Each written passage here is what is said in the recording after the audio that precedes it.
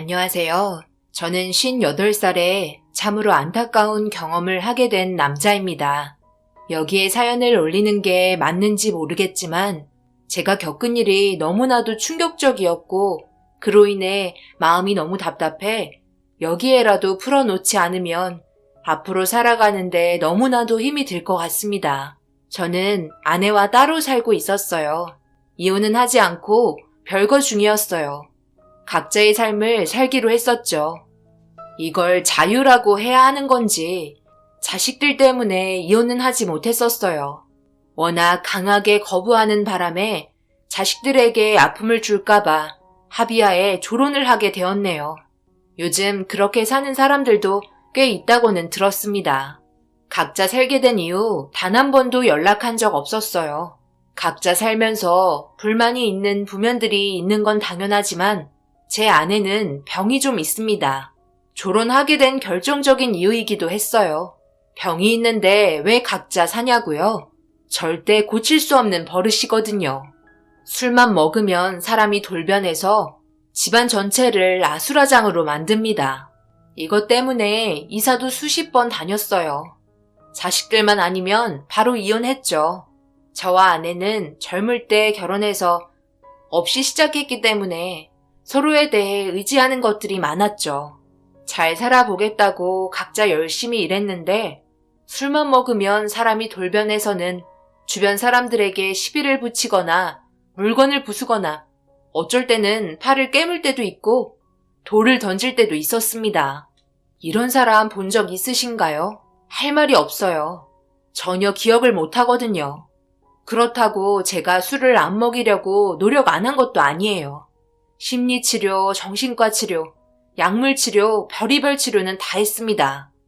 술만 끊을 수 있다면 정말 괜찮은 여자인데 어떻게 해서든지 입에 털어넣으려는 게 문제죠. 제일 큰 사건은 결혼식에서 일어났었죠. 제 동생이 결혼할 때 식사가 뷔페였거든요.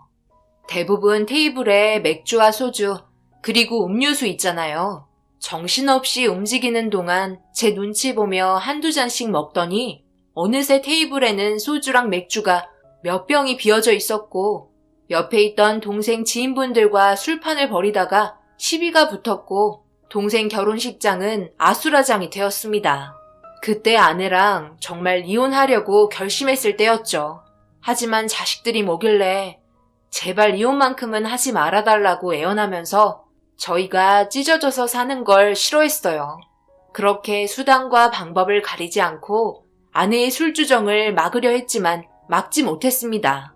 여러분들이 생각하시는 방법들은 다 시도해봤다고 생각하시면 돼요.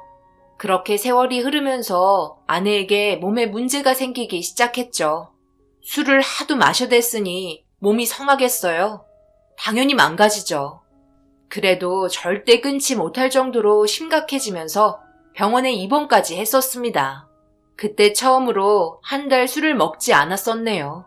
엄청난 불안 증세와 수전증은 당연한 결과였고 저에게 신경질적으로 변했으며 입에 담지 못할 말들까지 서슴없이 뱉었습니다.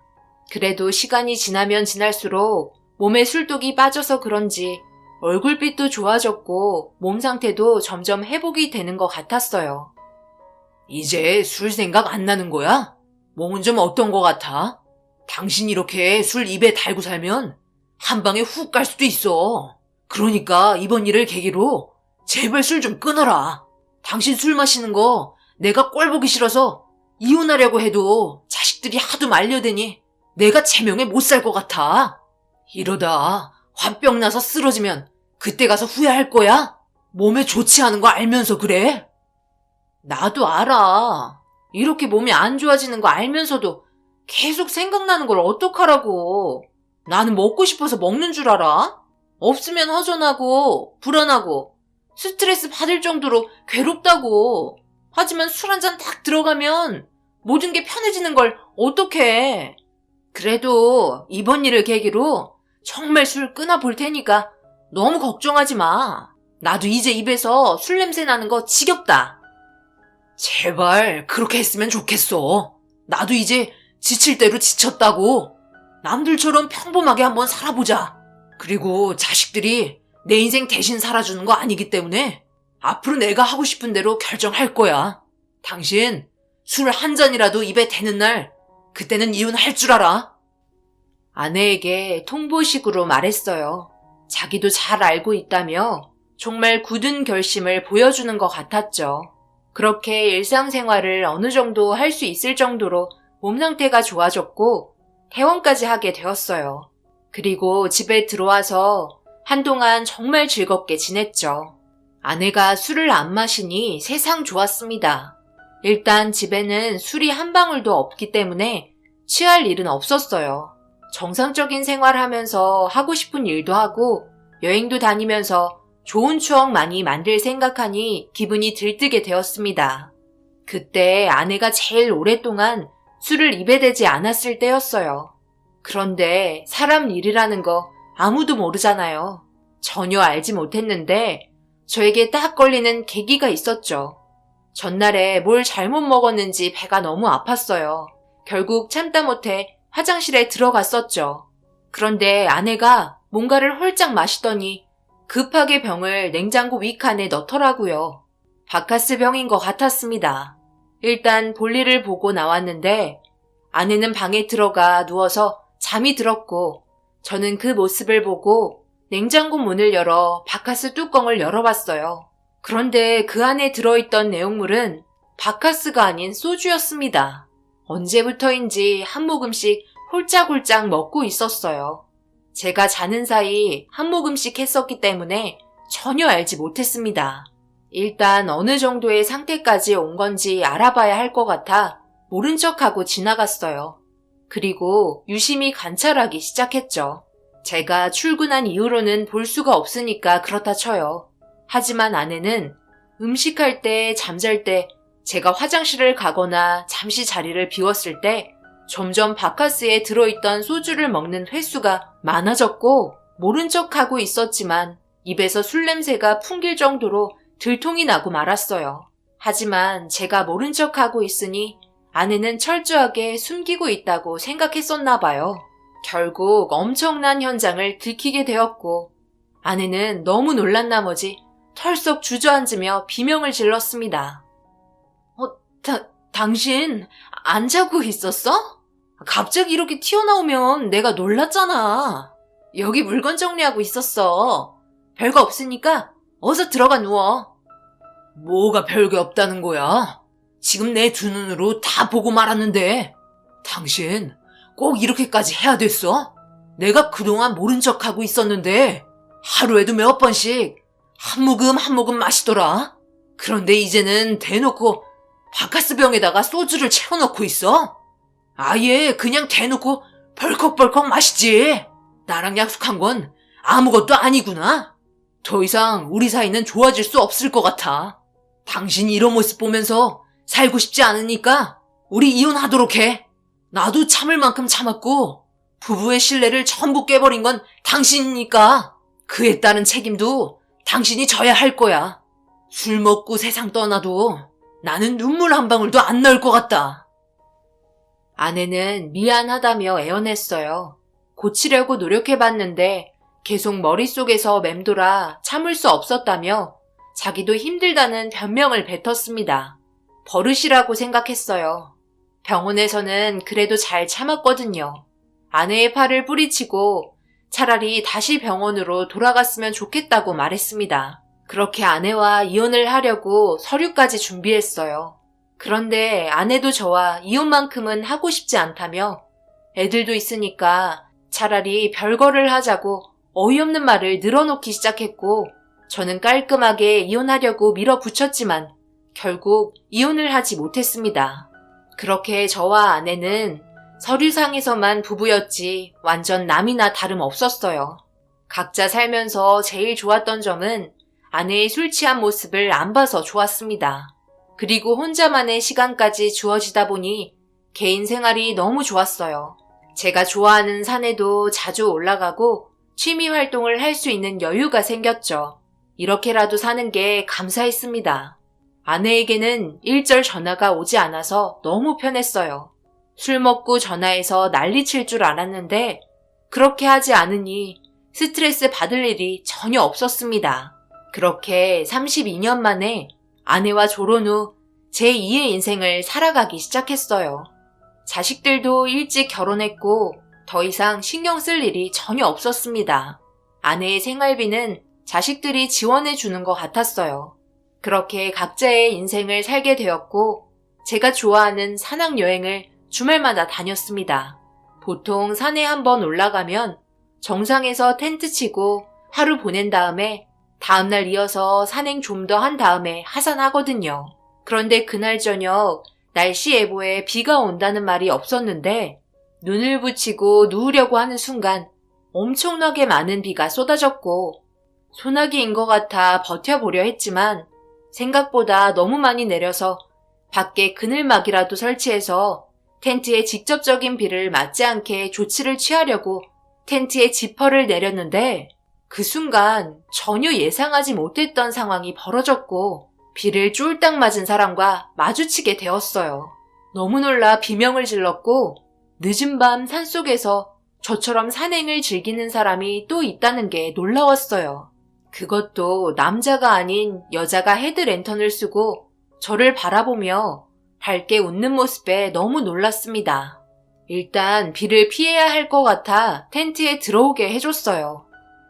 이 늦은 밤에 여자 혼자 험한 산을 다니다가 다치면 어쩌려고 생각 없이 행동하시는 거예요. 복장 보니까 야간 산행하시는 것 같지는 않은데요. 살다 이런 경험은 또 처음이라 지금 엄청 당황스럽네요. 일단 수건 받으세요. 감사합니다. 제가 제대로 된 준비를 하지 못했네요. 생각지도 못한 비가 내려서 대처할 수가 없었어요. 옷이 전부 젖어버렸네요. 야간 산행하려고 올라온 건 아니고요. 정상만 찍고 내려가려고 했는데 생각보다 늦게 출발했거든요. 이렇게 해가 빨리 떨어지게 될 거라곤 생각하지 못했어요. 허술한 부분이 많죠? 등산한 지 얼마 되지 않아서 이런 일도 생기네요. 아무튼 자리 내어주셔서 정말 감사합니다. 어떻게 내려가야 할지 너무 걱정했거든요. 좀처럼 비도 줄어들 것 같지 않고요. 갑작스러운 상황에 서로가 어색하고 당황했지만 그래도 침착하게 그녀에게 따뜻한 커피 한 잔 내어주었어요. 온몸이 젖어서 점점 체온이 떨어지는 게 아무래도 건강에 문제가 있을지도 모른다는 생각에 제가 여유분으로 가지고 있던 여벌의 등산복을 빌려줬어요. 괜찮다며 손을 흔들었지만 이미 얼굴 안색이 좋지 않았습니다. 입술도 파랗게 변해서 저체온증에 걸리기 딱 좋았어요. 저는 밖에서 우산을 쓰고 기다렸고 다 갈아입었는지 저를 불렀습니다. 비는 좀처럼 그치지 않을 것 같아 방수 그늘막을 설치했고 텐트 안으로 빗물이 들어오지 않게 최대한 신경 썼어요. 그녀는 옷을 갈아입었는데도 몸을 덜덜 떨고 있길래 침낭까지 내어주었습니다. 이런 난처한 경우는 처음이라 1인용 텐트에서 생각지도 못한 난감한 일에 그날 눈을 뜨고 밤을 지새웠어요. 그렇게 비가 그치고 동이 틀 때 더 이상의 산행은 안 될 것 같아 그녀와 함께 산을 내려갔습니다. 그렇게 하산한 뒤에 등산복을 돌려받아야 하기 때문에 연락처를 주고받았고 서로 웃으면서 헤어졌어요. 집으로 돌아오면서 그날의 기억을 되새기게 되었고 제가 만약 그 자리에 없었다면 그녀는 저체온증으로 이 세상 사람이 아닐 수도 있었겠다는 아찔한 생각이 스쳐 지나갔네요. 생각보다 젊어 보이는 여자가 두려움 없이 어두운 산을 올랐다는 게 정말 대단하다고 생각이 들면서도 미련해 보이기도 했어요. 텐트 안에서 이런저런 얘기를 했었지만 워낙 정신없어서 무슨 대화를 했는지도 모르겠더라고요. 낯선 남자와 단둘이 텐트 안에 있다는 자체가 정말 쉽지 않은 결정이었을 텐데 밝은 모습으로 불편해하지 않았던 모습이 정말 인상 깊었습니다. 그렇게 첫 번째 만남이 끝이 나고 어느 정도의 시간이 흐른 뒤 그녀에게 처음으로 전화가 왔어요. 주말에 얼굴 볼 수 있으면 등산복도 돌려줄 겸 해서 식사나 같이 하자는 말이었습니다. 일주일 만에 연락 온 그녀의 전화를 받고 주말에 약속된 장소로 나가게 되었네요. 두 번째 만남이 어색하진 않았습니다. 그 난리를 쳤는데 어색할 이유가 전혀 없었죠. 얼굴 보자마자 반갑게 인사를 건넸고 쇼핑백을 건네줬어요. 그 안에는 제가 빌려준 등산복이 들어 있었습니다. 그리고 예약된 식당으로 저를 데려갔고 꽤나 분위기 있는 레스토랑에 들어갔어요.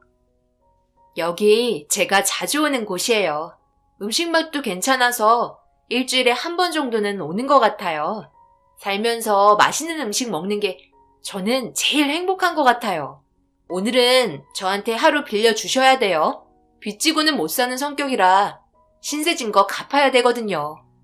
오늘이 마지막일 수도 있고 아닐지도 모르지만 항상 마지막인 것처럼 후회 없는 날을 즐겨야 된다고요. 그렇게까지 안 해도 돼요. 당연히 해야 할 일을 한 건데 빚이라고 생각하지 마세요. 그리고 산에 올라가고 싶으면 다음에 연락 주세요. 제가 에스코트 해드릴 테니 부담 갖지 말고 편하게 생각해요. 그런데 등산복 입었을 때와는 다르게 이렇게 보니까 상당한 미모를 가지고 계신데요. 결혼은 하셨어요? 저는 결혼해서 아이들 시집 장가 보내고 이제야 제 삶을 살고 있네요. 워낙 젊었을 때 결혼했는데 자식들까지 젊은 나이에 전부 결혼했어요. 가족관계가 어떻게 되세요? 그녀는 결혼을 하지 않은 미혼이었고 부모님은 두 분 다 먼저 세상을 떠난 상태였어요. 나이는 30대 후반 정도였고 잠시 일을 쉬고 있는 중이었어요. 시간이 많이 있기 때문에 주말에 같이 산에 오르길 원했고 그렇게 해준다고 했습니다. 그렇게 그날의 데이트가 좋은 분위기로 끝이 났고 다음에 연락하기로 한 다음 헤어졌어요. 그 이후 연락이 오지 않을 거라 생각했었죠. 저는 전부 예의상 하는 얘기인 줄 알았는데 그 다음 주 주말이 되기 하루 전날 전화가 오게 되었고 같이 산악여행을 가고 싶다는 말을 꺼냈습니다. 솔직히 이때 경계했어요. 이런 식으로 다가온 여자는 없었거든요. 뭔가 이상하다고 생각은 했었죠. 그런데 모든 정황을 봤을 때 그녀는 정말 순수하게 저와 산에 오르고 싶어 했고 별다른 특이점은 발견하지 못했습니다. 무시하고 거절하는 것보다 좋은 인연 만들어 보는 것도 나쁘지 않을 것 같아 딸처럼 생각하며 살갑게 대해줬어요. 그렇다고 제가 먼저 연락하진 않았어요. 그녀에게 부담을 주고 싶지 않았거든요. 연락 올 때만 움직였고 그렇지 않을 때는 제 할 일 했습니다. 그렇게 저희가 알고 지낸 지 몇 달이 흘렀고 그녀에게는 연락이 점점 뜸해졌어요. 그런데 퇴근하고 들어온 순간 전화가 울려 핸드폰을 보니 그녀의 전화였고 배고프다며 같이 저녁을 먹고 싶어 했습니다. 그렇게 오래간만에 약속 장소로 나가기 위해 외출복으로 갈아입고 현관을 나섰는데 제 앞에 아내가 연락 한 통 없이 왔더라고요. 뭐야? 어디가? 어떻게 살고 있나 궁금해서 와봤지. 뭐 하는데 그렇게 꾸미고 급하게 나가는 거야? 약속 있었어? 연락도 없이 이렇게 불쑥 찾아오면 어쩌자는 거야? 약속 있어서 나가봐야 돼. 당신이랑은 만나고 싶지 않다고 말하지 않았나? 나 좀 자유롭게 살게 놔주면 안 돼? 우리 이혼한 거나 다름없잖아. 왜? 또 나한테 술 끊었다고 거짓말 하려고? 미안해. 그동안 내가 잘못했어. 용서해줘. 나 술 전혀 입에 대지 않고 있어. 당신한테 처음 말하는 거야. 몸이 아프니까 제일 먼저 생각나는 사람이 당신이더라고. 이번 한 번만 용서해주면 안 될까? 부탁이야. 오늘 나랑 같이 있어주면 안 돼? 당신 정말 이기적이구나. 필요할 때는 찾아오고 자기 하고 싶은 대로 결정하는 거. 이런 거 보면 정말 정 떨어진다고. 아내의 얼굴을 보는 것조차 저는 괴로웠습니다. 밥만 먹으면 하는 거짓말이 싫었고 그런 아내에게 정이라곤 남아있지 않았기 때문에 뒤도 안 돌아보고 아내를 뿌리치며 약속 장소로 나갔어요. 아내는 그 자리에 멍하니 저를 바라보며 서 있었지만 그동안 연락 한 통 없다가 갑자기 나타난 게 너무 찝찝하고 싫었습니다. 그래도 약속 장소에 도착하니 저를 바라보며 웃어주면서 손을 흔드는 그녀의 얼굴을 보고 스트레스가 어느 정도 풀리게 되었어요. 그리고 어느 정도 친해지다 보니 저도 모르게 저희 집 가정사를 얘기하기 시작했고 그녀는 제가 하는 말을 진지하게 들어주었습니다. 그녀와 한자리에 있으면서 맛있는 음식을 먹으며 좋은 분위기에 나누는 대화에 기분이 좋았어요. 그렇게 시간 가는 줄 모르고 오래간만에 함께 보낸 그날의 그녀의 눈빛이 평소와 달리 우울해 보였어요. 아무래도 말하지 못한 고민거리가 있어 보여 조심스럽게 물어봤고 그녀는 충격적이게도 그동안 병원을 좀 왔다 갔다 했었다며 몸 상태가 별로 좋지 않다는 걸 알려줬어요. 몸이 안 좋다고? 언제부터였는데? 많이 안 좋은 거야? 그럼 집에서 좀 쉬지. 왜 나와서 밥 먹자고 그런 거야? 집에서 쉰다고 달라지는 거 없어요. 이렇게 시간 될 때 좋은 추억 하나라도 만드는 게 좋은 거죠. 꾸준하게 약물 치료하고 있으니 괜찮아질 거예요. 좋은 날 표정 관리 잘했어야 했는데 괜히 신경 쓰게 한 것 같아 미안해요. 신경 쓰지 마세요. 그러고 보니 안색도 안 좋아 보이는데 이만 들어가 보는 게 좋을 것 같아. 집까지 바래다 줄 테니까 오늘은 이만 들어가자. 아무래도 그녀의 몸 상태가 좋아 보이지 않아 그녀의 집으로 바래다 주었어요. 얼굴빛도 상당히 피곤해 보였습니다. 처음 만났을 때와 다르게 많이 달라진 모습에 마음이 아팠고 별일 아니길 바라며 현관문을 열고 들어가는 모습을 보면서 웃으면서 푹 쉬고 나중에 연락하자며 몸을 돌렸는데 그녀는 조금 더 대화하길 원했고 그 순간 망설였지만 그녀의 몸 상태가 걱정이 되기도 했고 저 또한 싫지 않았기 때문에 들어가게 되었어요. 혼자 살기에 적당한 집이었고 혼자 사는 여자의 집은 처음 구경해 보았네요. 이리저리 두리번거리며 소파에 앉았어요. 그리고 테이블에 올려져 있던 약봉투가 눈에 띄었습니다. 상당히 많은 약들이 들어있었어요. 정확한 병명을 얘기해주지 않아 어떤 상태인지 궁금했지만 더 이상 물어보는 건 실례인 것 같아 넘겼습니다. 그리고 저에게 커피 한 잔을 건네주었고 소파에 단둘이 앉아 처음으로 어색한 분위기가 만들어지고 말았어요. 무슨 말을 해야 할지 몰랐고 시선을 어디에 둬야 할지도 몰랐습니다. 나이 먹을 만큼 먹어놓고 이게 뭐 하는 건가 싶더라고요. 그래서 커피 한 잔만 먹고 푹 쉴 수 있게 서둘러 돌아가야겠다 생각하며 무슨 말이라도 해야 할 것 같아 횡설수설하기 시작했습니다. 그런데 그녀가 진지한 표정으로 혼자 있는 게 싫다며 그날 하루만 같이 있어주길 바랬어요. 그 말이 저를 당황스럽게 만들었고 남의 집에 있는 건 불편해서 싫다고 말하고 자리에서 일어났습니다. 그러자 그녀는 집에 혼자 있으면서 조용한 공기의 분위기가 싫다며 그냥 하루만 있어달라며 계속 부탁했어요. 간절한 눈빛을 서로 교환하게 되면서 결국 어쩔 수 없이 부탁을 들어주고 말았어요.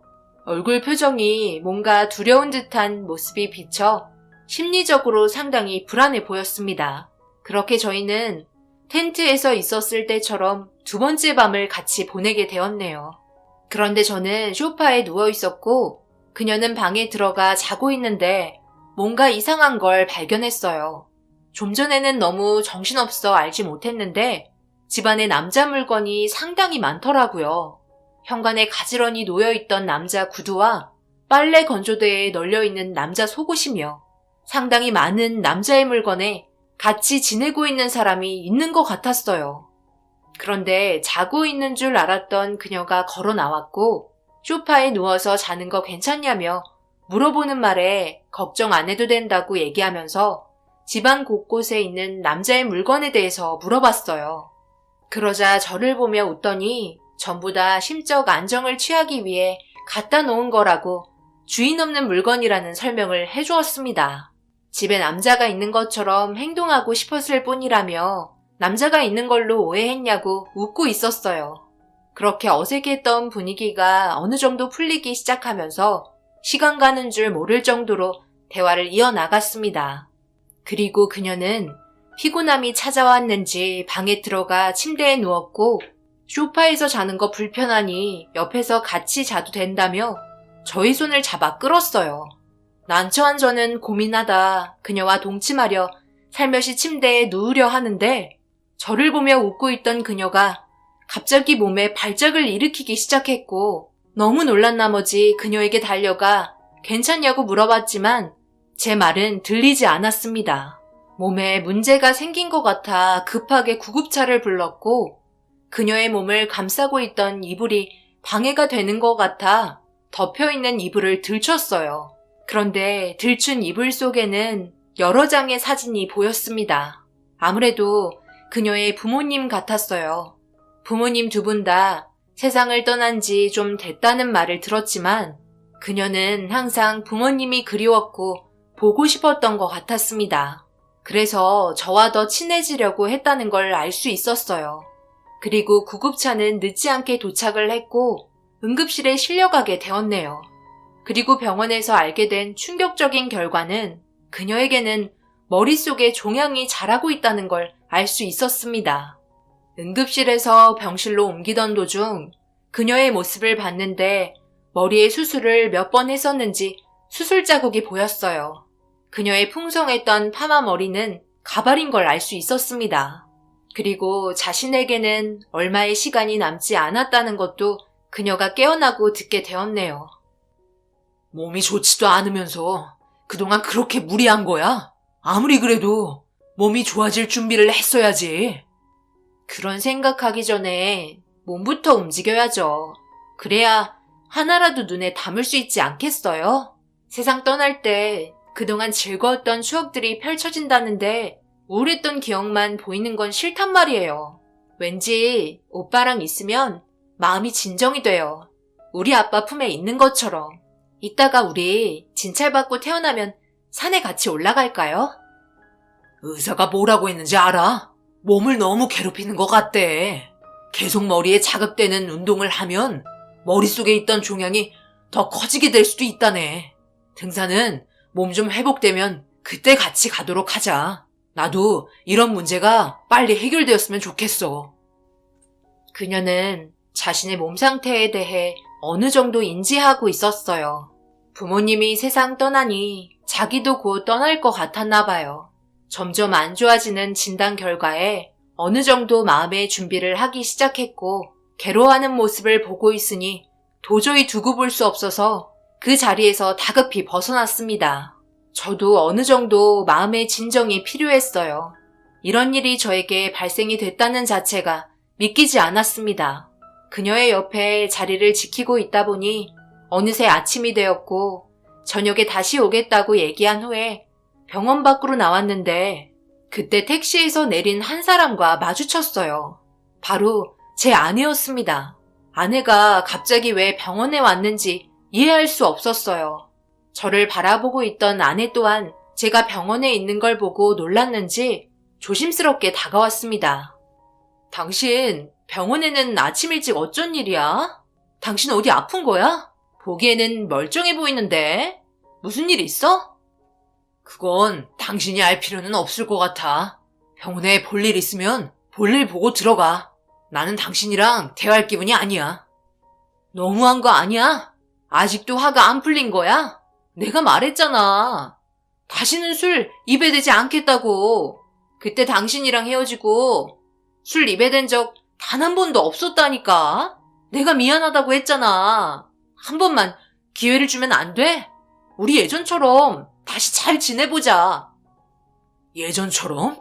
우리가 예전에는 잘 지낸 적이 있었나? 당신 결혼하고 나서 나랑 즐거웠던 기억이 얼마나 있었던 것 같은데 내 기억에 당신과 행복하고 즐거웠던 적은 너무 오래전 일이라 떠오르지도 않아. 당신이 술에 쩔어서 병원 왔다 갔다 하고 물건 때려 부순 것밖엔 기억나지 않는데 더 이상 할 말 없으니까 그만 대화하자. 나 기분 별로 좋지 않다고. 나 몸에 문제가 생겼어. 그동안 내 몸을 너무 혹사시켰나 봐. 이렇게 될 거라고는 알지 못했는데 다 내 잘못이지. 나 간암이래. 술을 너무 많이 마셔서 간암이 발생됐대. 그래서 지금 꽤 심각한 상황까지 온 것 같아. 미안해. 이런 소식 알려줘서. 그 순간 가슴이 철렁 내려앉았습니다. 아내는 또 갑작스럽게 간암이라는 말에 너무 충격이었어요. 어쩔 수 없이 아내를 데리고 다시 병원으로 들어갔습니다. 그렇게 아내의 몸 상태에 대해서 전부 듣게 되었고, 간 이식을 받지 않으면 앞으로 살아갈 수 있는 시간은 얼마 남지 않았다는 걸 알 수 있었어요. 아내는 눈물을 흘리며 자신의 잘못을 받아들이며 슬퍼하고 있었습니다. 병원에서 아내의 몸 상태를 확인했고 입원 일정을 물어보았지만 딱히 손쓸 수 있는 상황이 아니라며 약만 처방해 주었네요. 그리고 계산한 뒤에 아내를 부축해서 병원에 나가려고 하는데 뒤에서 저를 부르는 목소리가 들렸어요. 고개를 돌려보자 그녀가 저를 바라보고 있었어요. 아내는 저와 그녀를 번갈아가며 쳐다봤고 뭔가 심상치 않은 기운을 느꼈는지 다짜고짜 화를 내기 시작했습니다. 제가 천천히 설명하겠다고 말했지만 아내의 몸 상태가 좋지 않은 상태에서 받은 스트레스가 폭발하고 말았고 저를 보며 눈물을 흘리기 시작했어요. 그 사이에 다른 여자가 생겼냐며 제 멱살을 잡고 화를 냈습니다. 저기 그런 거 아니에요. 저희는 그런 사이가 아니라 아빠와 딸 같은 사이라고요. 제가 이런 말 하는 게 이상하게 들리실지 모르겠지만 저도 몸이 정상은 아니에요. 제 머릿속에 종양이 자라고 있거든요. 상상하시는 그런 거 절대 아니니까 안심하세요. 내가 그 말을 어떻게 믿으라는 거야? 그리고 종양? 나는 지금 간암이라고. 우리 남편이랑 어디까지 간 거야? 그런 거 아니라고 했잖아. 왜 당신 입장에서만 생각하는데? 일단 얘기를 들어보고 판단해도 되는 거 아니야? 아내는 제가 화를 내기 시작하자 당황했는지 어떤 사이인지 침착하게 물어보았어요. 그렇게 저희 셋이 앉아 그녀와 있었던 일에 대해 하나하나 설명해 나갔습니다. 결국 그녀도 머릿속에 있는 종양 때문에 갑자기 언제 어디에서 세상을 떠날지 모르는 안 좋은 상황을 가지고 있었어요. 아내도 그동안 자기의 잘못을 얘기하면서 과거의 행동에 대해 뉘우치고 있었습니다. 그녀는 저와 아내를 번갈아가며 계속 쳐다봤고 갑자기 돌발 질문을 던지면서 저희를 당황하게 만들었어요. 공여자 간조직 검사를 받아보자고 권하더라고요. 그렇게 하기 싫다고 말하니 자기가 어떻게 될지도 모르는데 도와줄 수 있는 일이 있으면 그렇게 하고 싶다고 제 아내의 손을 잡고 저를 바라보며 부탁했어요. 절대 안 된다며 다른 기증자 찾아보면 되니까 검사 받지 말라고 화를 냈고 그런 모습을 계속 바라보고 있던 그녀는 제 말을 무시하며 공여자 간조직 검사를 받았습니다. 결과가 나오기까지 걸리는 시간은 일주일 정도였어요. 그 전에 무슨 일이 발생될지도 모른다며 자신이 세상 떠났을 때 법적으로 효력을 얻을 수 있는 유서를 작성하기 시작했습니다. 저는 아내와 그녀를 돌봐주며 하루하루 보냈어요. 아내와 그녀는 상당히 가까워졌고 그녀는 만약 적합 판정을 받게 된다면 2번 다시 술은 입에 대지 말라고 아내에게 매일 입이 닳도록 부탁했습니다. 아내도 꼭 그렇게 하겠다며 약속했어요. 그리고 검사 결과를 확인할 수 있었고 적합 판정이라는 놀라운 결과를 듣게 되었습니다. 그리고 그녀는 곧바로 제 아내에게 수술 전 검사를 빨리 받았으면 좋겠다고 재촉하기 시작했고 아내는 수술 전 검사 진행을 하게 되었어요. 하지만 의사는 이 수술을 반대하고 있었어요. 그녀의 몸 상태도 좋지 않았기 때문에 위험할 수도 있는 상황이었죠. 하지만 저희 말은 들으려 하지 않았고 모든 걸 빠르게 처리하고 싶어 했습니다. 그렇게 그녀의 간 65%를 이식한다며 수술을 진행하게 되었어요. 뜯어 말려도 자기가 살아있을 때 해주고 싶다며 기증받을 수 있는 것도 쉬운 문제가 아니라며 이것 또한 인연이라고 밝게 웃고 있었어요. 결국 그녀와 아내는 수술을 진행했고 길고 긴 수술 끝에 다행히 무사히 끝이 날 수 있었습니다. 저는 아내에게 희망이 없던 삶에 새 생명을 불어넣어준 그녀에게 감사하라며 2번 다시 술을 입에 대지 말아달라고 부탁했어요. 그녀와의 인연이 이렇게까지 이어지게 될 거라고 생각 못했어요. 그런데 모든 게 전부 다 잘 해결될 것 같았지만 그녀의 머릿속에 있던 종양은 점점 크게 자라고 있었습니다. 아내는 완치가 된 후 매일같이 그녀에게 찾아가 병간호를 해줬어요. 저와의 만남이 그녀와 아내는 둘도 없는 사이가 되었습니다. 그렇게 잘 지내고 있었는데 언제 어떻게 될지 모른다던 그날이 갑작스럽게 찾아왔고 그녀는 대수술을 할 수밖에 없었어요. 그리고 그 수술이 그녀와의 마지막 시간이 되었습니다. 2번 다시 깨어나지 못했고 워낙 큰 뇌종양의 크기로 인해 어쩔 수 없는 결과를 가져오게 되었네요. 그만큼 저 또한 너무 큰 충격에 헤어나올 수가 없었습니다. 아내도 눈물을 흘리면서 오열하고 있었어요. 그동안의 정 때문이었을까요? 아주 짧지만 특별했던 그녀와의 인연이 아직까지 머릿속에서 떠나지 않습니다. 비가 억수로 쏟아지던 그날 밝게 웃으며 비를 피하기 위해 텐트 안으로 들어왔을 때 그녀의 얼굴을 잊을 수가 없습니다. 아내는 수술을 받고 난 이후 술은 쳐다보지도 않고 아예 차단하고 있어요. 그녀가 자신에게 준 소중한 걸 다치게 하고 싶지 않다며 하루하루 세상을 떠난 그녀에게 감사하며 살고 있어요. 특별하게 만났던 인연, 너무 짧게 끝난 것 같아 가슴 아프지만 그곳에선 마음 편히 푹 쉬었으면 좋겠어요. 그녀는 눈 감을 때 행복했을까요? 너무나 죄스럽고 미안하네요. 저희가 잘 살아가는 게 그녀에게 보답하는 거라 생각합니다. 앞으로 짧은 인생 후회하지 않게 열심히 살도록 하겠습니다. 제 사연 들어주신 분들, 사람 인연이라는 거 언제 어디에서 특별하게 찾아올지 모르는 것 같아요. 항상 좋은 관계를 유지하면서 지내시길 바랍니다. 언젠가 자기에게 몇 배로 돌아온다는 걸 제 사연을 통해 느끼셨으면 좋겠어요. 오늘 하루 행복하시기 바랍니다. 감사합니다.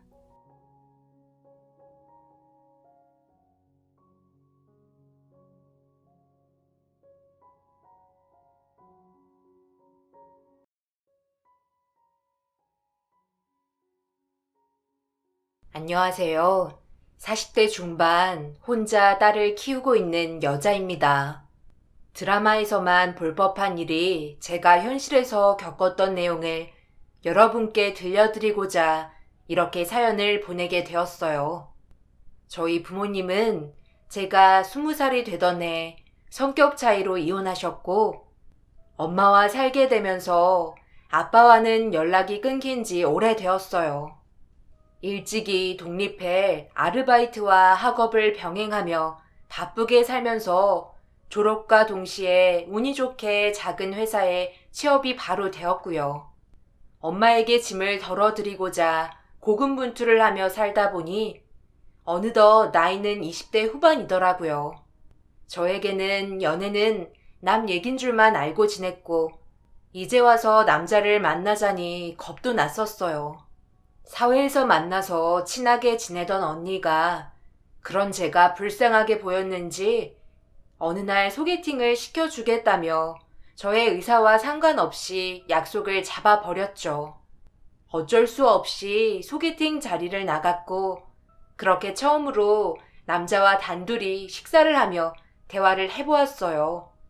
소개팅에서 만난 남자는 1살이 많은 연상이었고 평범하게 직장에 다니는 남자였고 첫 만남에 인상도 좋으며 웃는 모습이 아주 온화해 보이고 정말 자상했던 그 남자와 첫 만남에 서로 반해 연애를 바로 하게 되었죠. 연애 3년이 됐지만 항상 한결같이 저를 사랑해주고 자상한 이 남자와 결혼을 해야겠다는 마음이 들 때쯤 전 남편은 저에게 프로포즈를 하더라고요. 저는 프로포즈를 단번에 허락을 했답니다. 연애할 때 가끔 시어머니를 배웠을 때 느꼈지만 어머니는 저를 마음에 들어하지 않으셨어요. 그렇다고 반대를 하신 것도 아니었고요. 평소에도 어렵게 느껴졌던 어머니여서 그런지 결혼 허락을 받으러 가는 길이 멀고 긴장이 너무 되었어요. 드디어 집에 도착하고 떨리는 마음을 진정시키며 안절부절하니 전 남편은 저의 손을 잡아주었어요.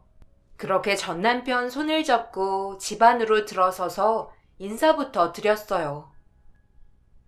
어머니, 저희 왔어요. 저녁은 드셨어요? 뭐 하고 계셨어요? 경이랑 상태 왔니? 그래, 할 말이 있다고. 무슨 얘기를 하려고 표정이 비장하니?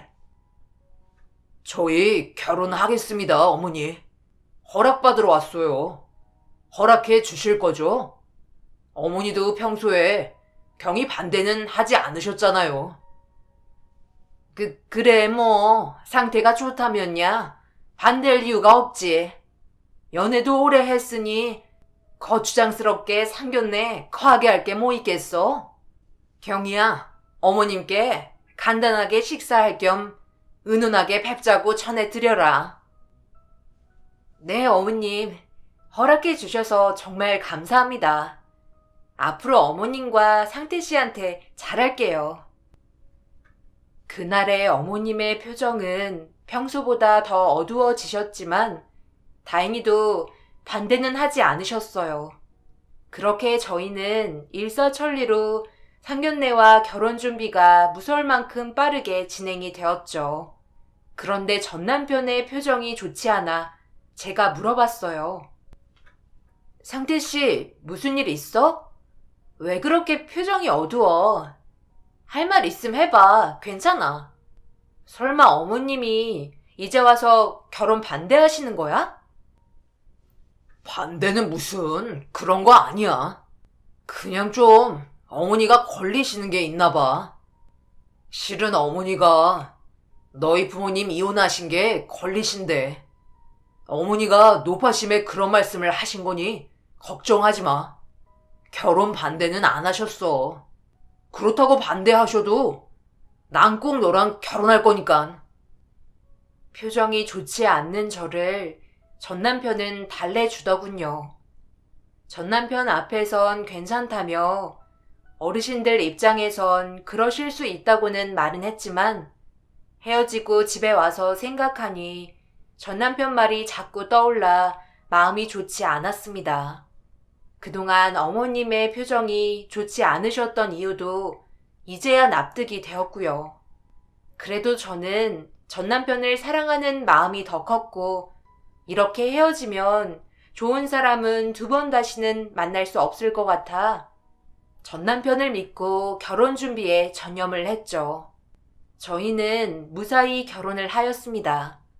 서로의 관계는 연애 때보다 더 깊이 사랑하는 마음이 생겼고 행복했어요. 행복은 오래가지 못했어요. 결혼과 동시에 점점 끔찍한 결혼 생활이 펼쳐지기 시작했죠. 그건 어머님의 참견이었어요. 아이는 지금 신혼이니 신혼을 즐겨야 되고 꼭 지금 아니라도 언제든 낳아도 되지 않냐며 애 낳으면 여자 몸 한순간에 망가지니 피임 꼭 하라는 말과 남편이지만 잠자리는 너무 쉽게 해줘서는 안 된다며 네가 알아서 피하도록 하라는 당부 아닌 당부의 말씀이셨죠. 어머님의 말씀에 너무 어이가 없고 이해가 안 됐어요. 더 이해가 안 되는 건 전 남편의 행동과 말이었습니다. 아무리 아들은 어머니 편이고 장가를 가면 효자가 된다 하지만 어머님 말씀대로 밤만 되면 잠자리를 거부하거나 피임에 집착할 정도로 철저했어요. 연애 때는 나를 아껴준다는 명목으로 혼전순결을 지키자던 그였지만 이제는 결혼을 했고 아이도 낳고 싶은데 남편의 행동은 이해가 가질 않았죠. 분명 사랑하는 거는 알겠고 마음은 느껴졌는데 말이죠. 전 남편이 생각이 그렇다니 따르기로 마음 먹었죠. 뭐 사랑으로 살아가는 부부도 많으니까 언젠가는 남편도 달라질 거라는 기대를 품고 좋게 생각하기로 하고 신혼을 더 즐기고 당분간은 아이를 갖지 말자는 남편의 뜻에 따르기로 했어요. 그렇게 결혼 생활 2년이 지날 때쯤 남편이 아이를 갖자고 이제는 가지고 싶다고 저에게 먼저 다가왔고 드디어 전 남편이 아이를 원하는구나. 이제는 준비가 되었나 보다 하고 기뻤습니다. 저희 부부는 아이를 가지기 위해 준비를 시작할 때쯤 어머님의 태도도 갑자기 바뀌기 시작했습니다. 어느 날 용안 한의원에서 아기가 금방 생기게 한다며 한약을 지어 오셨어요. 약을 주시며 하시는 말씀은 저를 생각해서 챙겨주는 듯 하면서 생색 아닌 생색도 내시더라고요. 여전히 표정은 좋아 보이지 않았고요. 아가, 이 약 비싼 거야. 내가 아는 지인한테 웃돈까지 주고 진짜 어렵게 지어왔다. 무조건 자기 전에 따뜻하게 데워서 먹어야 된다. 의사 선생님도 부부관계 전에 먹는 게 효과가 더 좋다고 하시니 빼먹지 말고 잘 챙겨 먹어라. 상태한테도 챙겨주라고 일러뒀다. 어머님 너무 감사해요. 이런 것까지 챙겨주셔서. 어머님 정성이니 제가 꼭 챙겨 먹고 꼭 예쁜 손자 안겨드릴게요. 무뚝뚝하고 표정은 늘 좋지 않으셨지만 그래도 날 걱정하고 이렇게 약까지 챙겨주시는 어머님이 너무 감사했고 서운한 마음이 눈 녹듯 다 녹더라고요. 다시 한번 어머님께 잘해야겠다고 다짐하게 되었죠. 그날 이후 저희 부부는 어머님이 해다 주신 약을 열심히 먹으면서 아이를 가지기 위해 노력을 많이 했지만 결혼 생활 3년이 지나고 4년이 지나도 자연 임신은 그렇게 쉽지 않았어요. 안 그래도 임신이 되지 않아 스트레스와 예민함이 겹쳐 힘들어하고 있는데 어머님은 힘들어하는 저는 보이지가 않으셨죠. 그렇게 어머님의 구박과 모진 소리를 들으며 참고 또 참고 하루하루를 버텼어요. 한날은 어머님께서 화를 버럭 내시며 저에게 이상이 있는 게 아니냐며 병원을 가자고 하셨어요. 예, 아니, 내가 남들은 한참을 기다려야 겨우 살 수 있다는 약도 해주는데 왜 애가 안 생기니? 정말 너 약 잘 챙겨 먹고는 있는 거야? 설마 나 몰래 버리고 그러는 거 아니지? 남들이 다 아는 임신, 너는 왜 못하는 거야? 너 몸에 문제가 있는 거 아니니? 어머님, 어머니가 시키신 대로 부부 관계 전 꼭 약 잘 챙겨 먹고 있고요. 어머님이 저 생각해서 해주신 건데 제가 왜 버리겠어요. 상태 씨한테 물어보시면 아실 거예요. 남편이 약을 매일 시간 맞춰서 챙겨줬어요. 그런데 왜 안 생기냐고? 아무래도 병원을 가보는 게 좋겠다. 네 몸이 아무 이상 없는지 내가 직접 확인해 봐야겠다.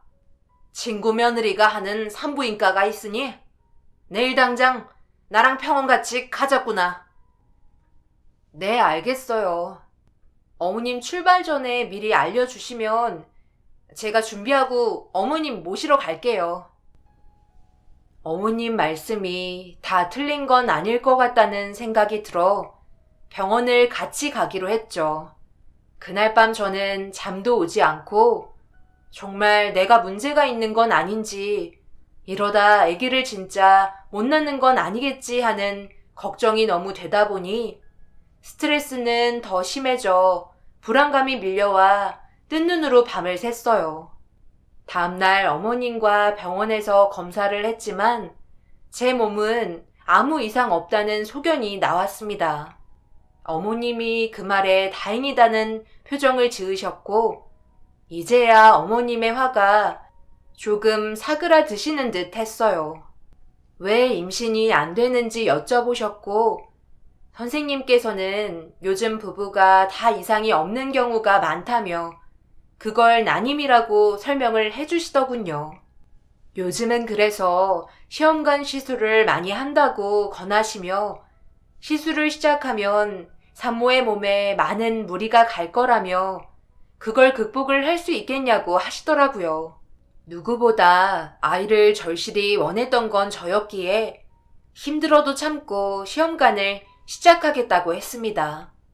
그렇게 아이를 가지겠다는 목표로 힘든 나날을 혼자 견뎌야 했고, 처음에는 남편도 옆에서 저를 보듬어 주었지만 시험관이 실패를 할 때마다 몸과 마음이 점점 망가져가면서 예민함이 극에 달하게 되었죠.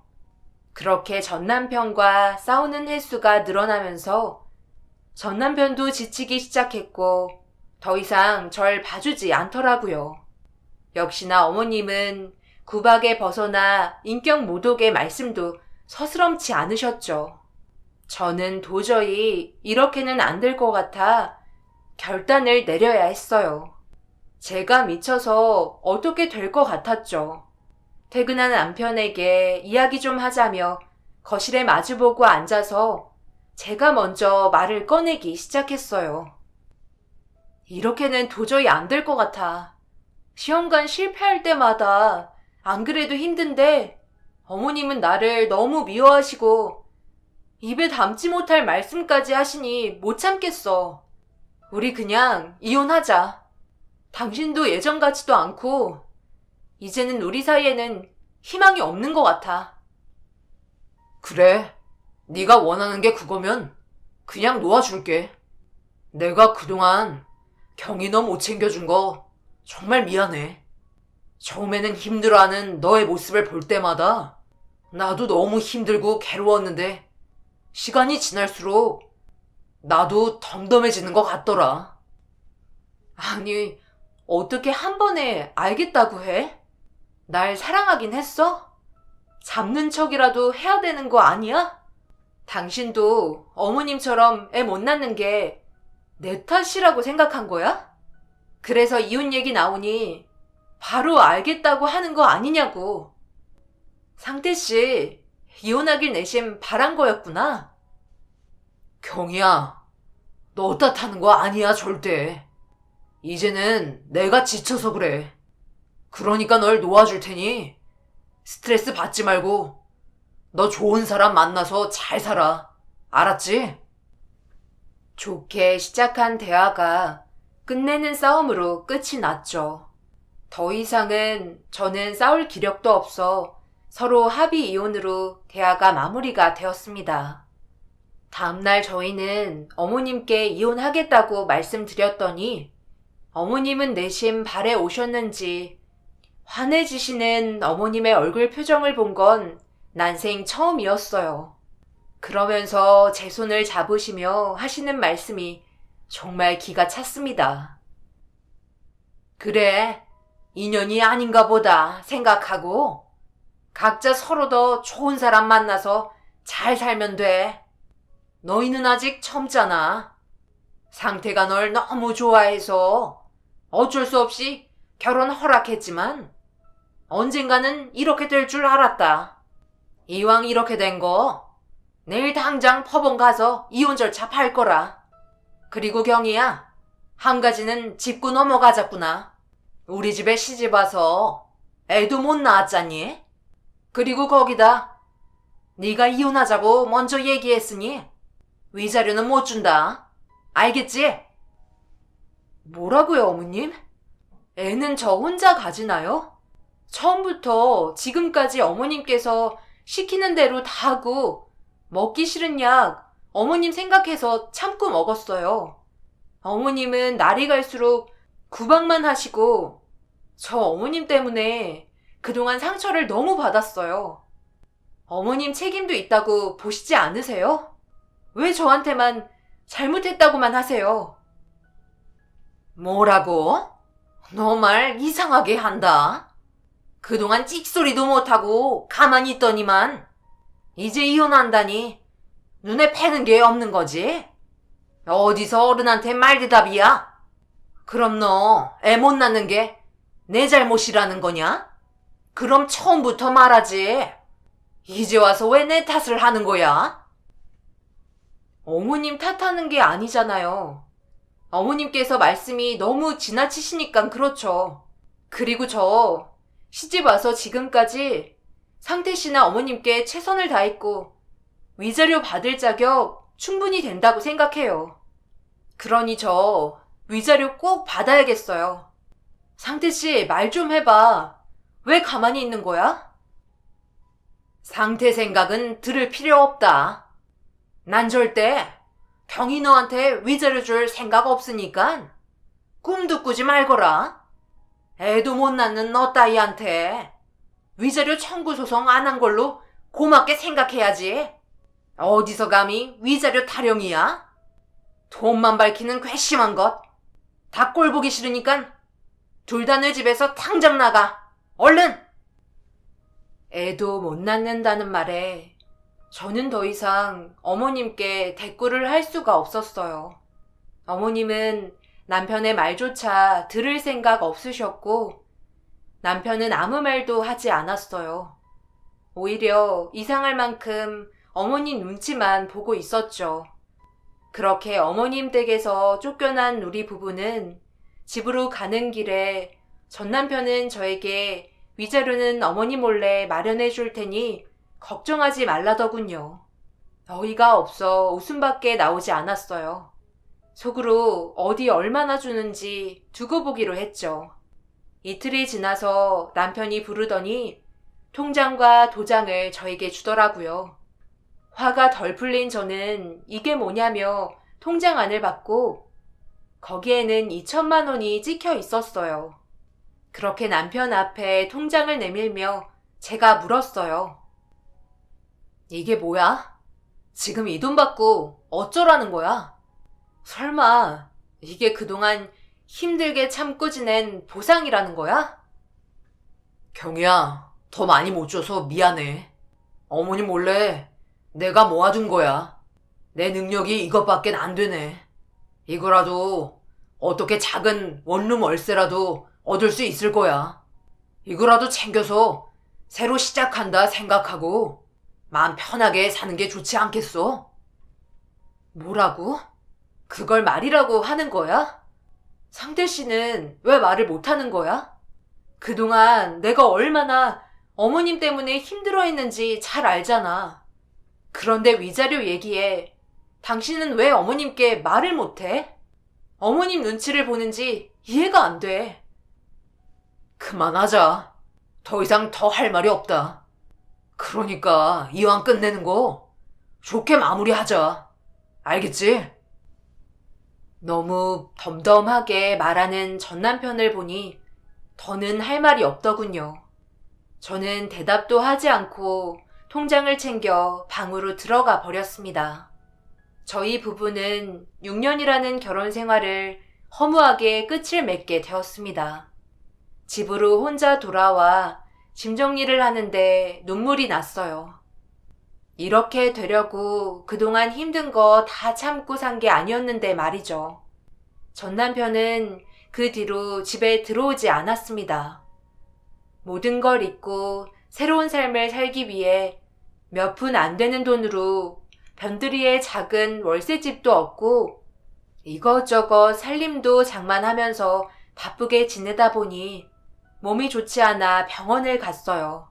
검사를 끝내고 선생님의 말씀이 믿기지가 않더라고요. 그렇게 원하고 간절히 바랬던 아이가 저에게도 찾아왔습니다. 기쁨도 잠시 전 남편에게 알려야 되는지 고민이 됐어요. 저는 한 달을 고민 끝에 정말 무모하지만 혼자 아이를 낳기로 결정을 했습니다. 친정 어머니는 무조건 반대를 하셨고 여자 혼자 몸으로 아이를 키우며 일한다는 건 무리라며 저를 설득시키려 했지만 제가 이 아이를 꼭 지키겠다며 고집을 피웠어요. 그렇게 친정 엄마마저도 연을 끊고 살게 되었어요. 막상 아이를 낳겠다고 고집 피워 지켜냈지만 아이와 살려면 돈이 걱정이 됐어요. 출산 전 아르바이트라도 하려고 찾아봤지만 아무도 저를 채용해주는 곳이 없었어요. 저는 결혼과 동시에 경력이 단절된 터라 정말 힘들더라고요. 그렇게 있는 돈이라도 아껴가며 아이를 만날 날만을 기다렸습니다. 그렇게 10개월 뒤 세상에서 이쁜 천사 딸 소희를 낳았어요. 소희를 보면서 너무 행복했고 기뻤지만 현실은 아이를 키우기에는 너무나 힘들고 열악하였고 가지고 있던 돈도 다 바닥이나 먹는 날보다 굶는 날이 많았죠. 물론 몸조리는 꿈도 꾸지 못했고 돈을 아끼겠다며 일회용 기저귀 대신 청기저귀를 쓰며 매일같이 삶았었고요. 비싼 분유를 살 돈이 없어 모유를 먹이며 키웠지만 먹는 것이 없다 보니 젖까지 말라 더 이상 젖도 나오지 않았어요. 배가 고파 울기만 하는 소희를 보고 있자니 너무 마음이 찢어졌어요. 배고파 울다 지쳐 잠이 든 소희를 보면서 못난 어미 때문에 갓난쟁이가 너무 고생하는 것 같아서 전 남편에게 연락을 해서 도와달라고 해야 되나 하는 생각도 들었지만 어머님이 생각이 나 그럴 수도 없었어요. 저는 소희를 안고 소리 없는 눈물을 흘려야만 했었죠. 도저히 안 될 것만 같아 소희라도 먹여야겠다는 생각에 잠든 소희를 방에 눕혀놓고 저는 동네 슈퍼로 가서 사정을 해봐야겠다는 생각에 쭈뼛거리며 슈퍼에 들어갔어요. 아주머니는 저를 보시고는 굳은 표정으로 마지못해 인사를 하셨죠. 애기 엄마 왔어? 얼굴이 왜 그래? 아픈 거야? 그건 그렇고 외상값은 가지고 온 거야? 애기 엄마, 이런 말 하기 정말 미안하지만 외상값이 너무 밀려 있어. 우리도 땅 파서 장사하는 사람 아니잖아. 다 안 줘도 괜찮으니까 일단 얼마라도 가지고 와야 우리도 뭐 다시 외상을 해주던 할 거 아니야. 안 그래? 아주머니 죄송해요. 외상값 아직 마련 못했어요. 제가 꼭 나중에 갚아드릴게요. 그리고 죄송하지만 저희 소희가 며칠째 못 먹어서 힘이 없어요. 분유 한 통만이라도 외상으로 해주시면 안 될까요? 이렇게 부탁드릴게요. 아니, 애기 엄마. 나도 애기 키우는 입장이고 애기 엄마 사정 누구보다 잘 알지만 해도 너무한다 생각 안 들어? 사정 봐주는 것도 하루 이틀이지. 취업해서 돈 준다고 한 지가 언제야? 소희가 아직 저렇게 어린데 누가 애기 엄마 같은 사람을 써줘? 그렇다고 소희는 누가 봐줄 건데? 더는 사정 못 봐줘. 그러니깐 그냥 나가줘. 제발 소희 봐서라도 분유 한 통만이라도 제발 부탁드릴게요. 아주머니, 제가 이렇게 무릎 꿇고 빌게요. 제가 잘못이지 어린 소희는 죄는 없잖아요. 제발이요, 네? 나 원참 난감하네. 애기 엄마, 왜 이렇게 나를 나쁜 사람 만들어? 난 안처하게 하지 말고 외상값 일부라도 가지고 오기 전까진 절대 안 되니까 어서 나가줘. 나도 장사해야 된다고. 아니, 능력이 안 되면 나치를 말든지 뭔 행복을 누리겠다고 애 아빠한테 연락도 안 하고 고집을 피우고 그래. 애만 불쌍하지. 그렇게 저는 쫓겨나다시피 가게를 나와야 했고 나오면서 아주머니의 마지막 말이 비수가 되어 가슴에 꽂혔어요. 집으로 돌아가는 짧은 시간 앞이 보이지 않을 만큼 많은 눈물이 나왔어요. 집 앞에서 주저앉아 소리가 새어나갈까 싶어 입을 틀어막고 많이 울었습니다. 능력 없는 나 자신이 너무 한심해서 미웠고 못난 어미 때문에 고생하는 소희에게 너무 미안함이 컸기에 정말 많이 울었어요. 얼마나 울었을까요? 집안에서 소희의 울음소리가 들려 정신을 차리고 아무 일 없었다는 듯 웃으며 소희에게 달려가 안아주었어요. 조금 남아있는 쌀을 곱게 갈아 푹 끓여서 소희에게 먹였습니다. 그래도 착한 내 딸 소희는 배가 얼마나 고팠는지 그걸 넙죽넙죽 아주 맛있게 먹고는 배가 불렀는지 쌕쌕거리며 잘 자더라고요. 그 일이 있고 나서는 외출도 하지 않고 집에서만 지냈습니다. 남아있던 쌀도 다 동이 나고 며칠을 굶었는지도 모르겠어요. 배가 고프다 못해 감각이 없어지기 시작했고 소희는 너무 굶어 울음소리조차 내지 못했고 저 또한 정신이 혼미해지기 시작했습니다. 그때 어떻게 알았는지 전 남편이 저희 집으로 찾아왔어요. 전 남편을 보자마자 정신을 잃었습니다. 깨어나서 주위를 둘러보니 병원이더군요. 그때 소희가 옆에 없어서 놀라 깨면서 소희를 찾으며 전 남편에게 소리쳤어요. 내 딸 소희는? 소희 어떻게 됐어? 설마 당신이 소희 어디로 빼돌린 건 아니지? 얼른 데리고 와. 나한테 데리고 오란 말이야. 소희? 괜찮아. 선생님이 며칠 병원에서 안정 취하면 괜찮아진대. 근데 왜 말 안 했어?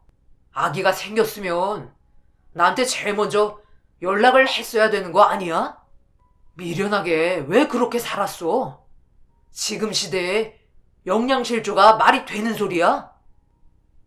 다시 어머님이 계신 그곳에 소희랑 나 들어가는 게 너무 싫었고 끔찍했어. 무엇보다 너무 변한 당신 때문에 더는 믿질 못하겠더라. 그래서 혼자 나와서 키우기로 결심한 거야. 내 딸 너무 예쁘더라. 경이야, 우리 재결합하자. 나 마지막으로 믿어주면 안 될까? 이제는 너랑 소희만 생각하면서 더 잘할게. 우리 딸만 생각하자. 그래도 하늘이 우리 서로 다시 이어주려고 소희 같은 예쁜 천사를 보내주신 거잖아. 어머니께 아기가 있다고 말씀드리니 너무 기뻐하시며 바로 병원으로 오신다고 하셨어. 아이고 아가, 왜 진작 연락하지 않았어? 내가 미안하다. 정말 이렇게 힘들게 살고 있는 줄 알았으면 내가 진작 찾아서 너랑 내 손녀 고생시키지 않았을 텐데. 정말 미안하다 아가. 상태야, 경이 몸은 괜찮대? 선생님이 뭐라 하시던 내 손녀는 괜찮은 거야? 정말 괜찮은 거 맞아? 큰 문제는 없는 거 맞지? 네 어머니, 경이랑 소희는 영양실조가 심해서 며칠 병원에서 안정을 취하면 괜찮아진다고 하네요. 너무 걱정 안 하셔도 돼요. 제가 옆에서 간호 잘할 테니 어머니 너무 걱정 마세요. 아이고 하늘이 도왔다 정말. 영양실조라니 내가 이러고 있을 때가 아니지. 일단 우리 며느라기 몸부터 추스려야 되니 보양식이라도 만들어서 와야겠다. 근데 아기 면회는 된다니?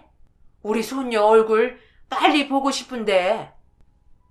며칠 있다가요. 지금은 안정이 먼저라 면회는 좀 더 있다가 가능하대서 저도 아직 얼굴은 못 봤어요. 면회 가능해지면 제일 먼저 어머니께 알려드릴게요. 전 남편의 말에 어머님은 눈물을 훔치시며 저에게 보양식을 먹이시겠다며 댁으로 가셨습니다. 어머님도 핏줄에 집착을 해서인 건지 갑자기 저를 무척이나 반기는 것 같았어요.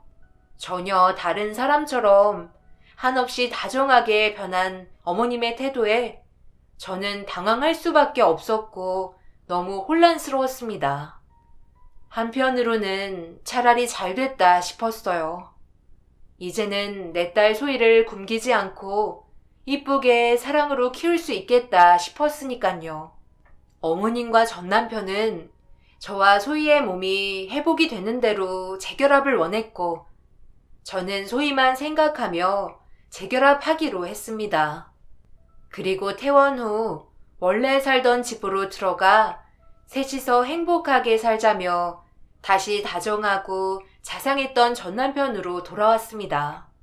그리고 얼마 후 어머님은 손녀도 생겼으니 아이가 크면 아파트보다는 뛰어놀 수 있는 마당 있는 집이 좋지 않겠냐며 한 전원주택 사진을 보여주셨어요. 사진 속의 집은 너무나 크고 예뻤고 마당도 넓어 보였어요. 남편은 그러자며 좋아했고 저 또한 나쁘지 않아 알겠다고 했습니다. 그리고 다가오는 주말에 어머님과 같이 그 집에 가게 되었어요. 그 집에는 다른 사람이 이미 살고 있었습니다. 어머님이 난처한 표정을 보이시며 저에게 힘들게 말을 이어나가셨어요. 아가, 인사드려라. 시숙이시다. 실은 너랑 상태가 연애할 때부터 진작에 말을 했어야 됐는데 이제야 말해서 미안하다.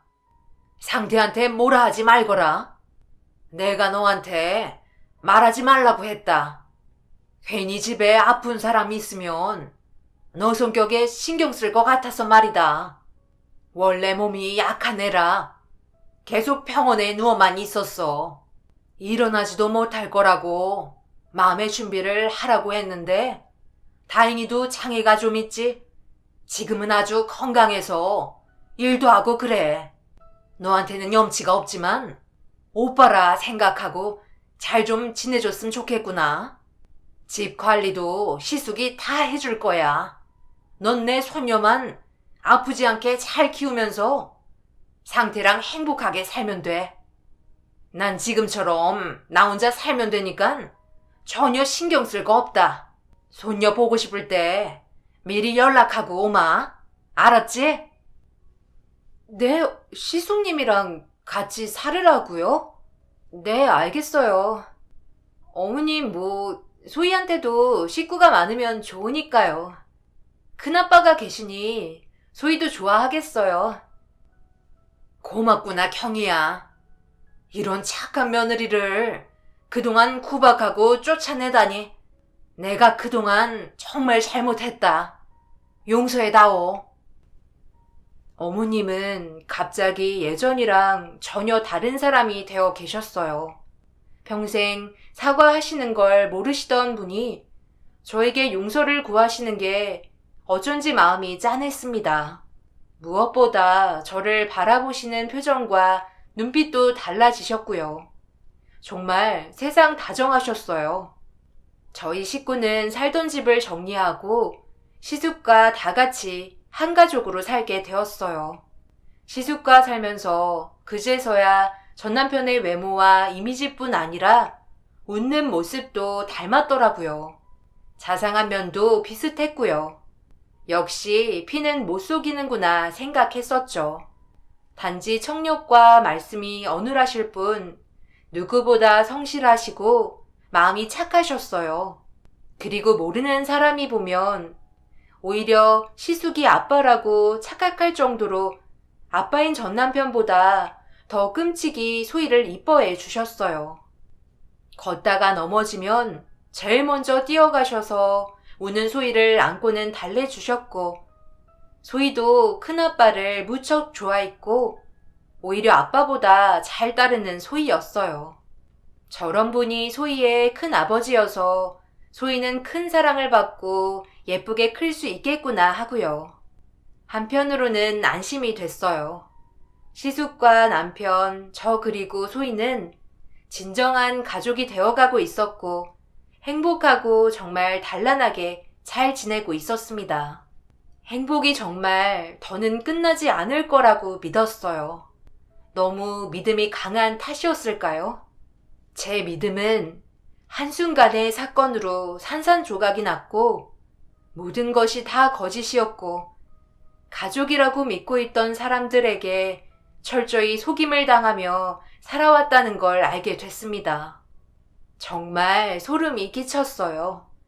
다정했던 전 남편과 시숙의 거짓이었다는 거를 그 일이 터지고 알게 되었습니다.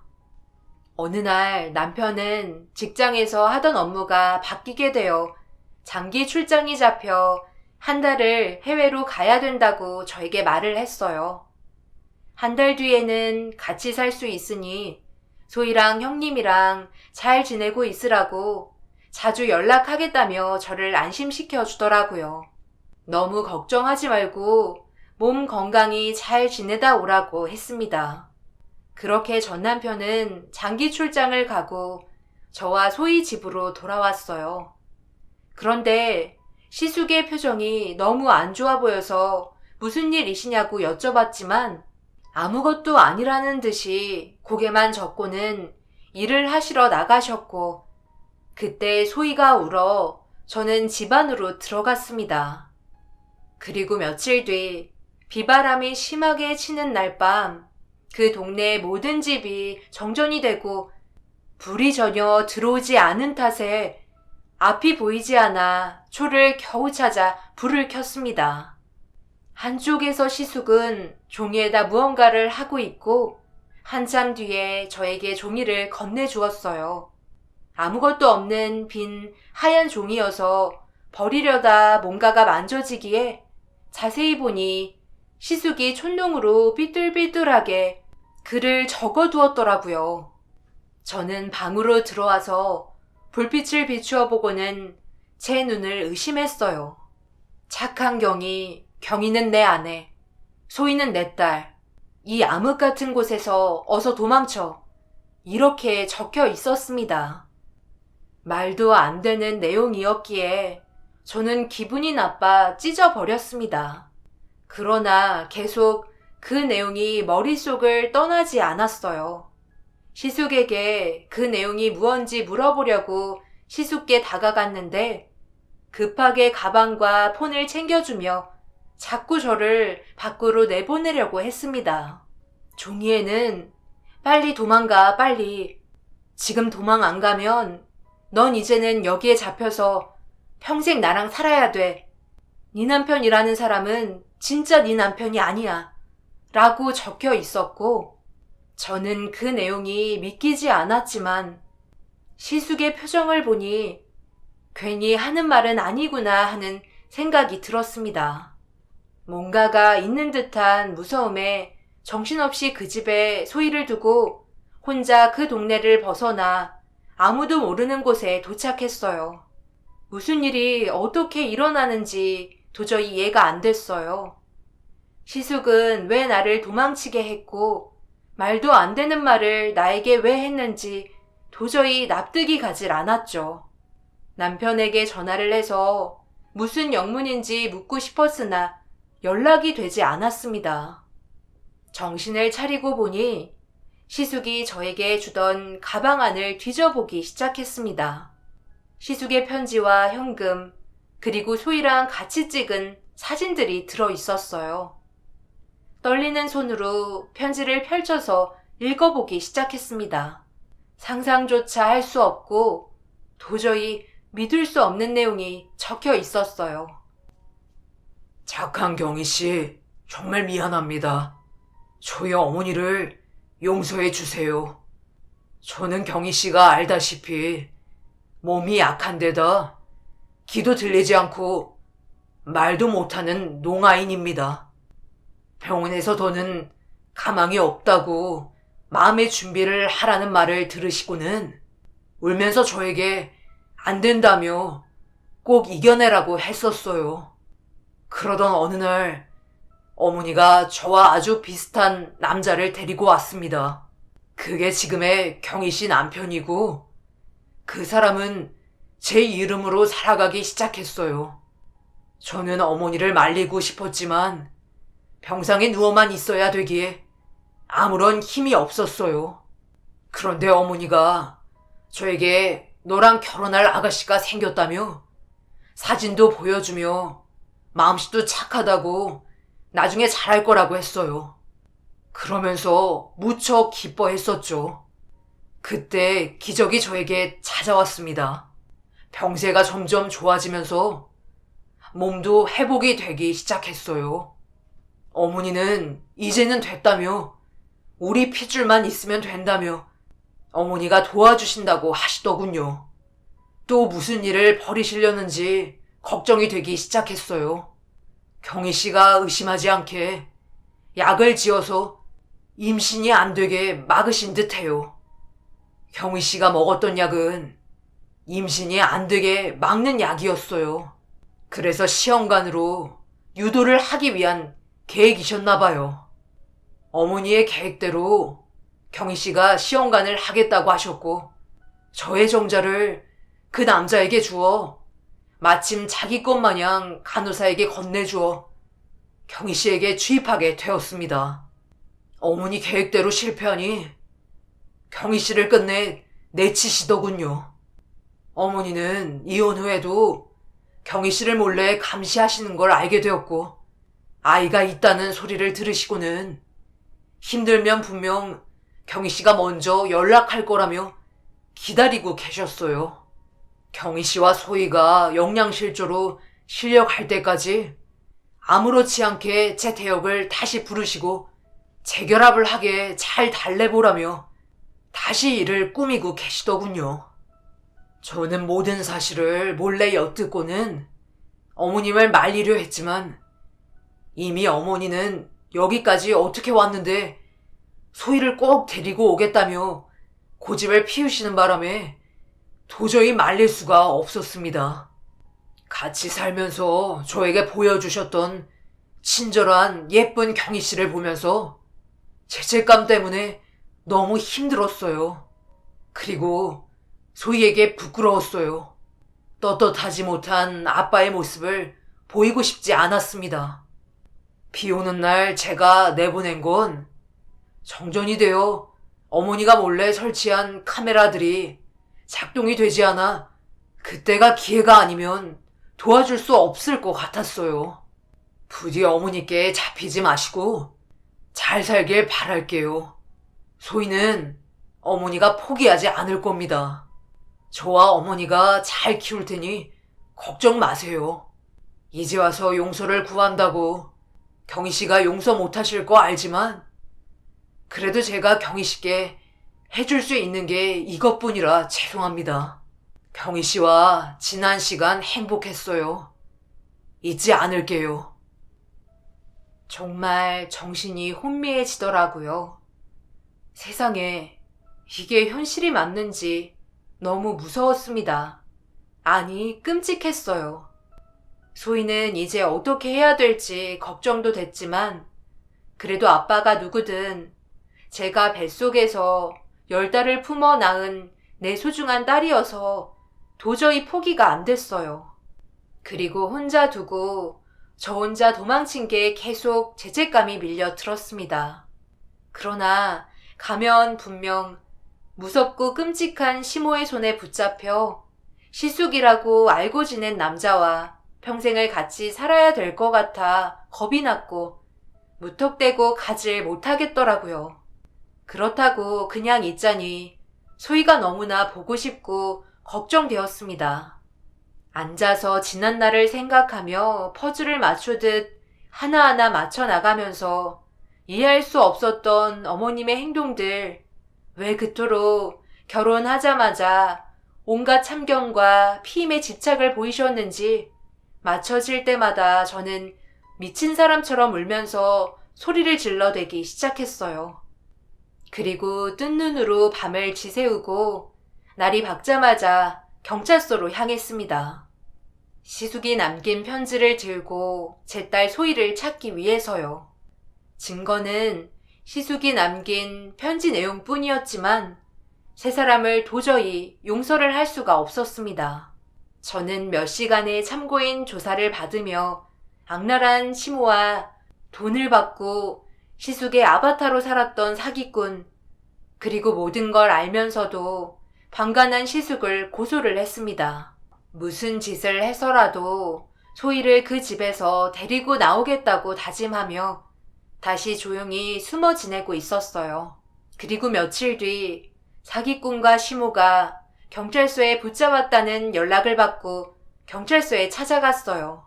경찰서에 들어서자마자 시모와 사기꾼이 나란히 앉아서 조사를 받고 있는 뒷모습이 보이더군요.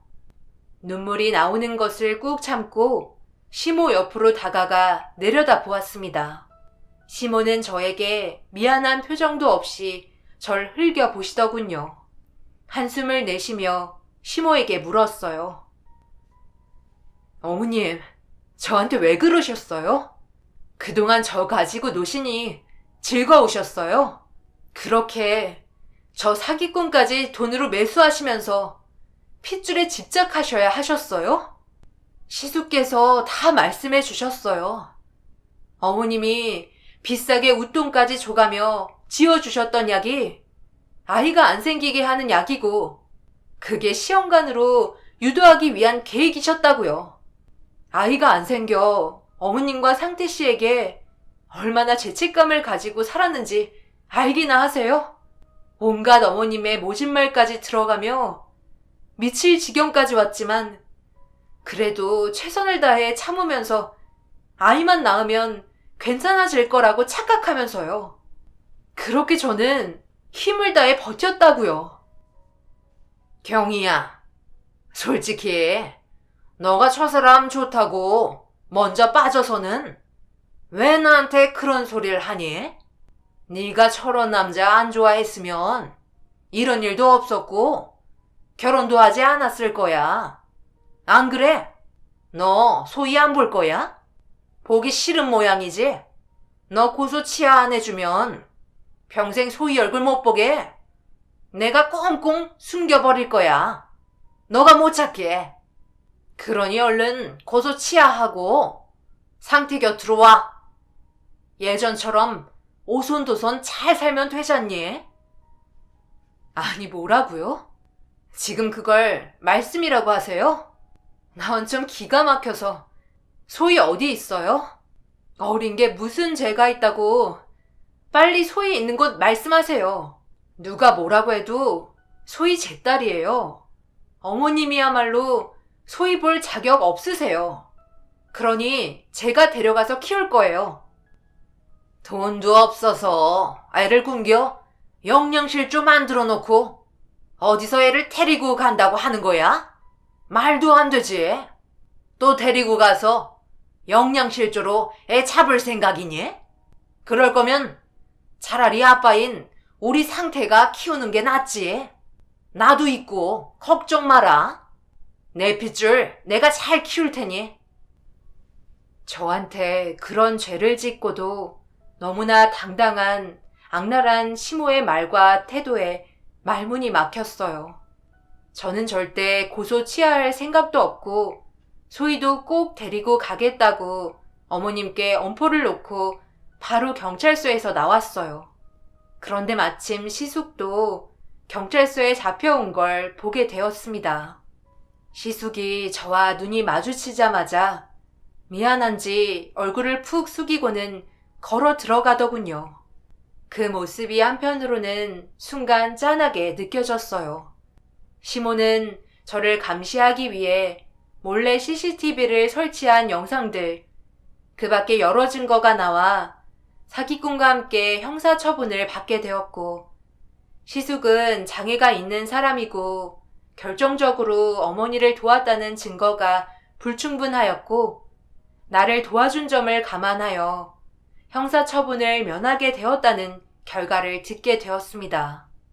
그리고 소희는 시숙께서 저에게 보내주셨어요. 그 이후로 자취를 감추셨어요. 시숙은 소희를 잘 키워줄 것과 진심으로 사과와 용서를 빌며 어머니를 용서해달라는 내용을 편지도 남겼지만 시모를 용서할 생각이 없었습니다. 정작 사과를 해야 될 시모와 사기꾼은 잘못이 없다며 오히려 큰 소리를 쳤으니까요. 그 사건 이후로 3년이 지난 지금의 저는 악몽을 떨치기 위해 소희를 생각하며 노력을 많이 하고 있어요. 지금은 소희는 어느덧 3살이 되었고 해맑고 씩씩하게 어린이집을 잘 다니고 있고요.